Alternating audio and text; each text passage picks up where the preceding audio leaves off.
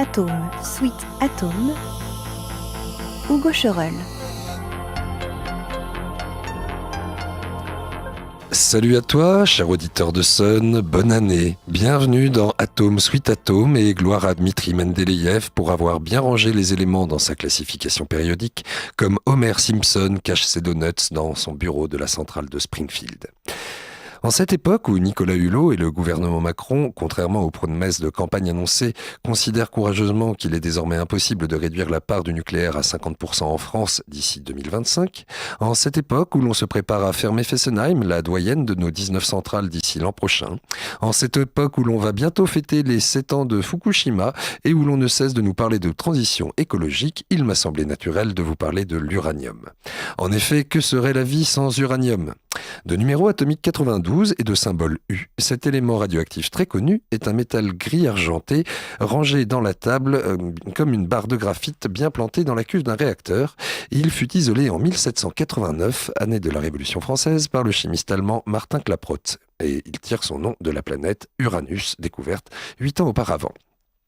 Mutagène, cancérigène, reprotoxique, l'uranium fait partie des terres rares mais d'une abondance relativement forte à hauteur de 3 grammes par tonne dans la croûte terrestre et donc il n'est pas si rare que cela. Alors les terres rares n'étant plus si rares, on les appelle désormais lanthanide et actinide, c'est mieux. L'uranium possède 3 isotopes, le 238 plutôt stable, le 235 que l'on utilise et le 234 beaucoup plus rare. La majeure partie des réserves mondiales se trouvant désormais au Kazakhstan et en Australie. Alors au XVIIIe siècle, déjà, on mangeait dans de la vaisselle radioactive sans le savoir. En effet, le minerai nommé uraninite ou pêche-blinde, très concentré en uranium et très abondant en Bohème à l'époque, servait à décorer les céramiques. Alors à la cour, pas chez les gueux et les paysans. Après Klaproth, c'est Henri Becquerel, le prof de Marie Curie, qui découvrit la radioactivité de cet élément en 1896. Mais il faudra attendre 1938, soit la veille de la Seconde Guerre mondiale, pour que l'on se rende compte vraiment de la puissance énergétique de cet élément. En effet, 1 gramme d'uranium-235 fournit 69 000 fois plus d'énergie qu'un gramme de pétrole. Ce sont encore 2 Allemands qui découvrirent que cet atome pouvait subir une fission nucléaire en chaîne s'il absorbe un neutron de trop. Cette fission, contrôlée dans un réacteur nucléaire, permet de chauffer de l'eau qui, transformée en vapeur, fait tourner des turbines électriques. On n'a rien inventé depuis James Watt. Mais entre le charbon et l'atmosphère pourrie de Pékin ou l'uranium et les sangliers mutants déformés de Fukushima, il va bien falloir choisir ou trouver autre chose. Et donc pour revenir à la fission de l'uranium-235, quand elle ne se fait pas de manière contrôlée, ça s'appelle Tchernobyl ou bien une bombe atomique, comme celle qui arrosèrent Hiroshima et Nagasaki respectivement les 6 août et 8 août 1945. Alors, que serait la vie sans uranium ? Eh bien, nous n'aurions pas beaucoup d'électricité en France, j'aurais pas pu prendre le tram qui est tombé en panne d'électricité pour venir à la radio, esclave du nucléaire que nous sommes. La vaisselle du XVIIIe siècle aurait été moins colorée, le poisson de Springfield n'aurait pas 3 yeux dans les Simpsons et les sangliers de Fukushima ne seraient pas mutants en réalité. On ne pourrait pas fêter les 7 ans de cette jolie catastrophe en mars prochain, beaucoup d'Hiroshimiens et de Nagasakois auraient vécu sans doute plus longtemps, et enfin, je ne pourrais pas convoquer Gilles Servat, le plus breton des chanteurs français, pour rappeler à Monsieur Hulot que depuis le projet avorté de Brennilis dans le Finistère dans les années 70, en passant par Tchernobyl, le 26 avril 86, il reste encore des gens pour penser qu'il est urgent de prévoir des alternatives en matière d'énergie. Alors, cher auditeur de Sun, je te laisse méditer sur les bienfaits de l'uranium tout en admirant une photo de Nicolas Hulot et en écoutant Atome, Sweet Atome de Gilles Servat, 1979, texte qui n'a pas pris une ride, issu de l'album L'or et le cuivre, ce qui me laissera encore 2 éléments à traiter. Voilà, vous comprendrez au moins d'où vient le nom de cette chronique, et sur ce, je vous souhaite une excellente année 2018, je vous dis à la semaine prochaine, et bien sûr, chimiquement et périodiquement vôtre.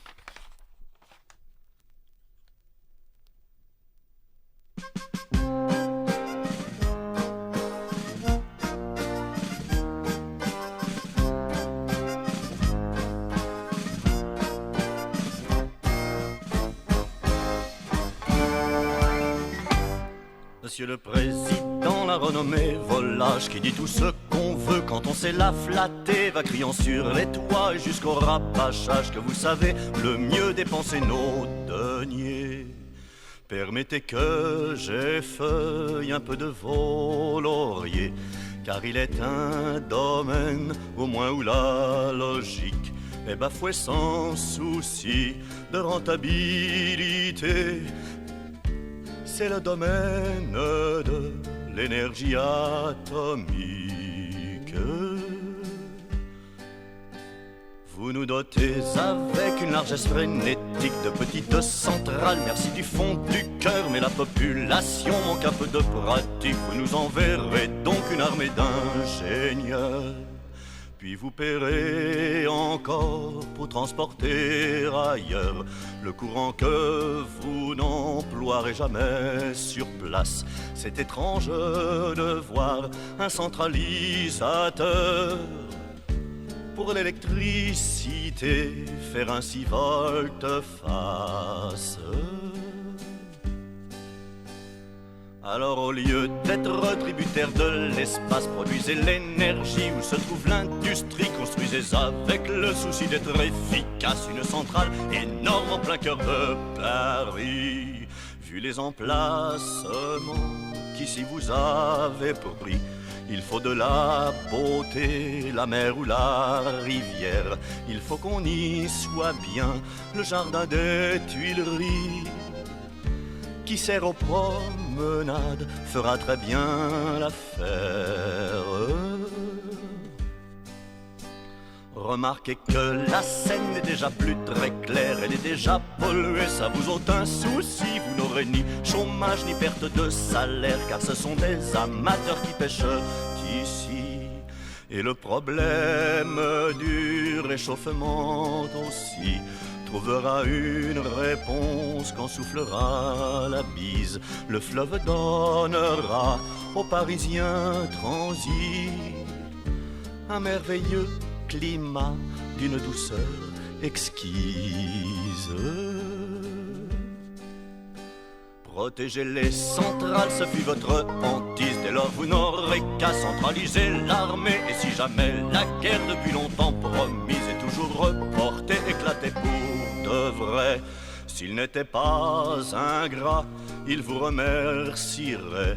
Nos ennemis ravis de n'avoir qu'une cible, d'une fusée bien placée dans un nuage de fumée, ils feraient tout sauter, sauf vous c'est impossible.